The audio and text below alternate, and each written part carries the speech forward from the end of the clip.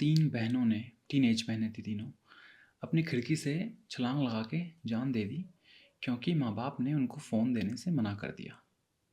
एक 13 साल के लड़के ने अपने घर में, जब उसके मम्मी पापा किसी की 13वीं में गए हुए थे, फांसी लगा के जान दे दी क्योंकि उसको एक कोरियन गेम नहीं खेलने दिया जा रहा था।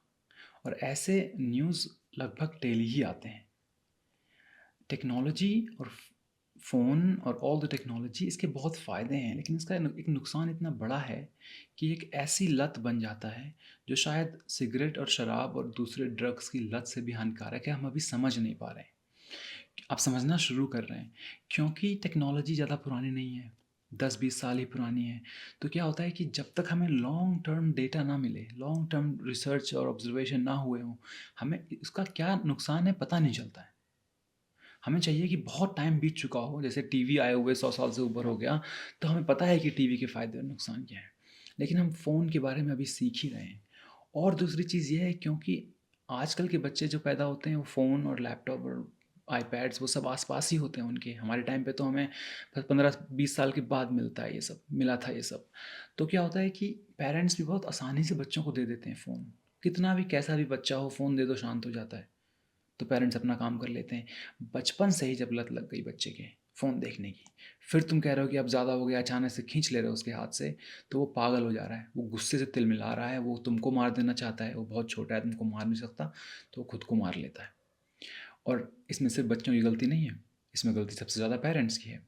सोसाइटी एट लार्ज, जो बिना सोचे समझे बस बनाई जाती है नई नई चीज़ें, लेकिन पेरेंट्स भी जो एक स्मार्ट तरीके से प्रॉब्लम को डील नहीं करते हैं, बट सीधे फोर्स करते हैं बच्चों को, डांट देते हैं, मार देते हैं, बिठा देते हैं और करो।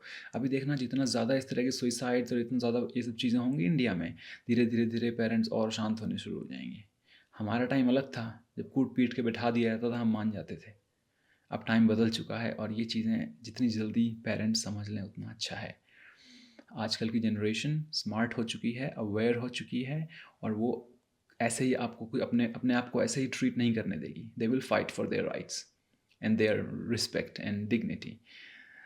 अब ऐसे में क्वेश्चन ये है कि आपका भी फ़ोन में बहुत एडिक्शन हो चुका है।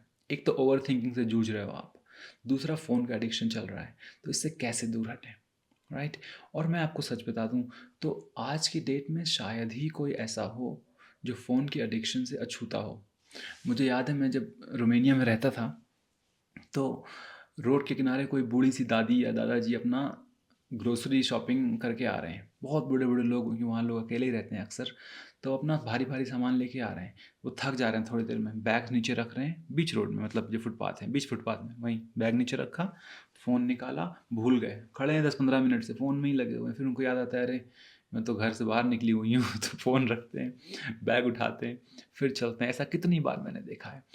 और अपने ही घरों में आप देख लो, आपकी दादा दादी के पास अगर फ़ोन है तो हो सकता है कि लगे रहते हो पूरे टाइम फुल वॉल्यूम में, लगातार रील्स देख रहे हैं, एक के बाद एक, एक के बाद एक, एक के बाद एक।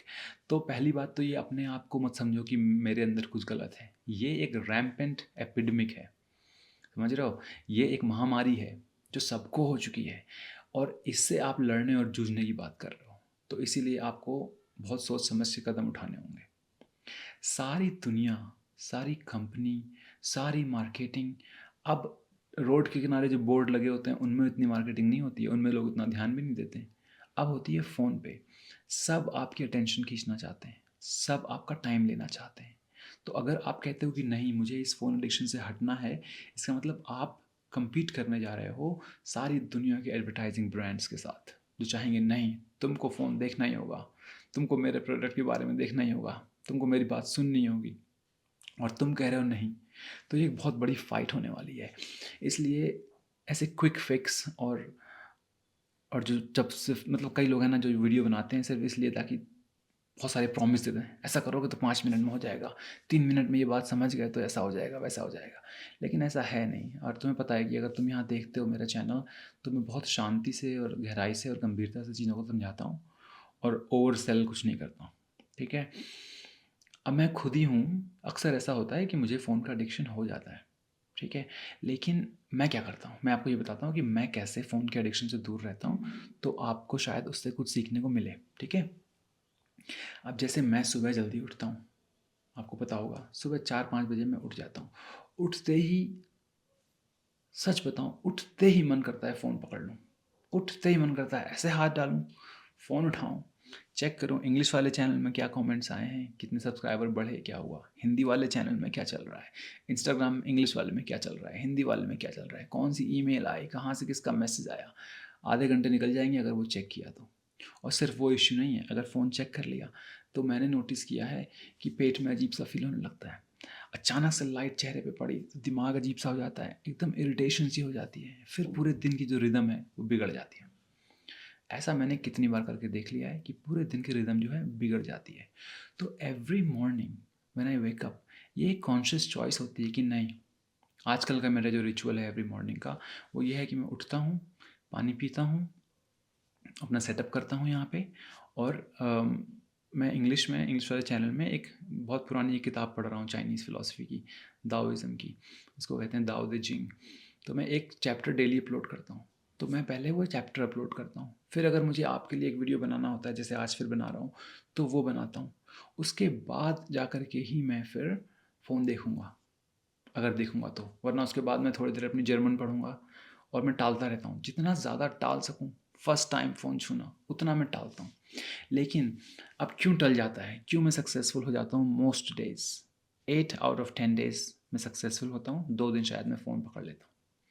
कई बार होता है कि फ़ोन पकड़ता हूँ जल्दी छोड़ देता हूँ, कई बार होता है नहीं छोड़ पाता हूँ, लेकिन मोस्ट डेज़ में अगर फ़ोन नहीं पकड़ता हूँ, उसका कारण यही है कि जो मैं चीज़ करने जा रहा हूँ, अगर फ़ोन नहीं छूता हूँ तो वो चीज़ मेरे लिए ज़्यादा इम्पॉर्टेंट है, वो चीज़ मेरे फ्यूचर के लिए इम्पॉर्टेंट है, वो चीज़ मुझे मेरे हार्ट के लिए इम्पॉर्टेंट है, वो डीप गहरी उससे मुझे अच्छा लगता है।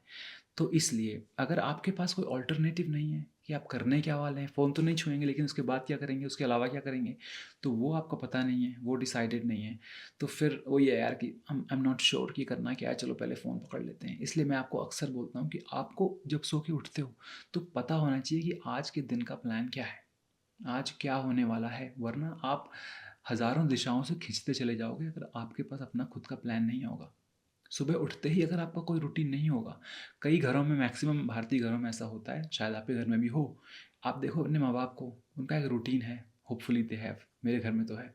सर्दी हो, गर्मी हो, बरसात हो, सुबह उठते ही पहले वो लोग फ्रेश होकर नहा लेते हैं, चाहे कितनी सर्दी हो, चाहे माइनस में टेम्परेचर जा रहा हो यहाँ पे, सुबह उठते ही नहा लेते हैं दोनों लोग, फिर पूजा पाठ करते हैं, उसके बाद दिन शुरू होता है। नो मैटर वट, बीमार हो तो आधा घंटा लेट हो जाएगा, लेकिन होगा वही प्रोसेस, चेंज नहीं होगा वो प्रोसेस। और हमें लगता है कि हमारे माँ बाप ऐसे बूढ़े हैं और पुराने स्टाइल से चल रहे हैं, लेकिन जैसे जैसे आपको समझ आएगी ना, आपको लगेगा बेटा ये चीज़ें कितनी इंपॉर्टेंट हैं, एक रिदम हो, एक नियम हो तो कितना इंपॉर्टेंट है। तो फिर उससे क्या है कि फ़ोन जो है वो थोड़ा दूर हो जाएगा। लेकिन सिर्फ फ़ोन के बारे में मत सोचो, फ़ोन जो है वो एक आदत लग चुकी है, तो उसके बदले एक अच्छी आदत से उसको रिप्लेस करना पड़ेगा, एक सिस्टम, एक स्ट्रक्चर बनाना पड़ेगा, उसी वजह से फ़ोन दूर हो पाएगा। ठीक है, मैं तो ये कहता हूँ कि आप अपने अपना फ़ोन सुबह इतना दूर रखो अपने आप से कि आपको उठ के जाना पड़े फ़ोन पकड़ने के लिए।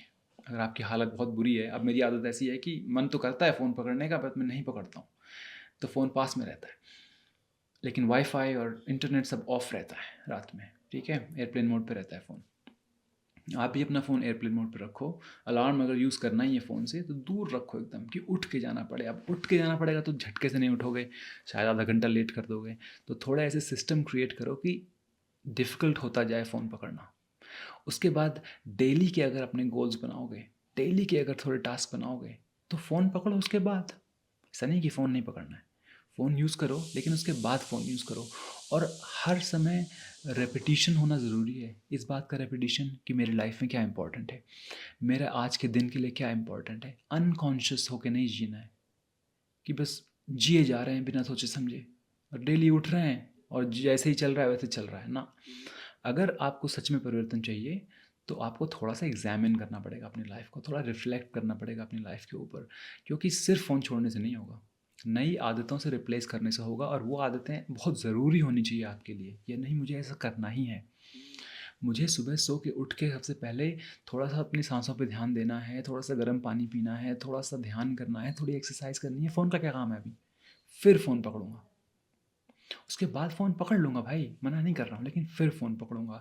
और ये चीज़ आपको डेली-डेली करनी पड़ेगी, repeat, repeat, repeat, repeat, repeat, जब तक कि मतलब आपके अंदर से पूरी एक-एक जो सेल है वो चेंज ना हो जाए। चाहे कितने आपको महीनों लग जाएँ इस काम को करने में, लेकिन daily you have to do it, daily. Daily आप उठो और बोलो कि भाई मेरे को फ़ोन छूना है बट अभी नहीं। और रात में भी फिर यही करो। आपका अगर सुबह का और रात को सोने का एक रिचुअल बन गया, एक रूटीन बन गया, तो फिर आप फ़ोन से दूर होने लगोगे। ठीक है? अच्छी किताबों से रिप्लेस करो फ़ोन को कि चलो मैं कुछ पढ़ूँगा। अब ये है कि कुछ पढ़ रहे हो लेकिन फ़ोन छूने का मन कर रहा है, तो कह दो अच्छा चलो ठीक है, एक पेज पढ़ लेता हूँ फिर फ़ोन छूता हूँ।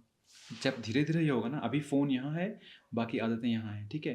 धीरे-धीरे फ़ोन यहाँ आएगा, ये आदतें यहाँ आएँगी। It's not bad, it's very good.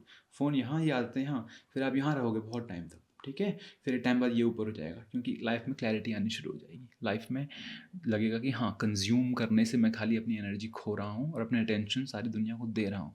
लेकिन जब मैं अपने आप से होता हूँ तो मैं क्रिएट करता हूँ, मैं थॉटफुल तरीके से जीवन जीता हूँ और मुझे एक्चुअली मेरे लाइफ़ के कुछ मिशंस हैं, कुछ गोल्स हैं, कुछ विजन्स हैं, कुछ आइडियाज़ हैं, तो उसके लिए मैं काम कर रहा हूँ। अगर in the absence of any mission of your life, in the absence of any vision in your life, phone तो पकड़ ही लोगे और कोई अल्टरनेटिव है नहीं आपके पास। कोई प्लान ही नहीं है लाइफ़ का, कोई गोल ही नहीं है इतना इम्पोर्टेंट, इतना इंटेंस कि उसके लिए आपको जीना है, तो फिर आप फ़ोन पकड़ लोगे। If you are not committed to something, you are distracted by everything.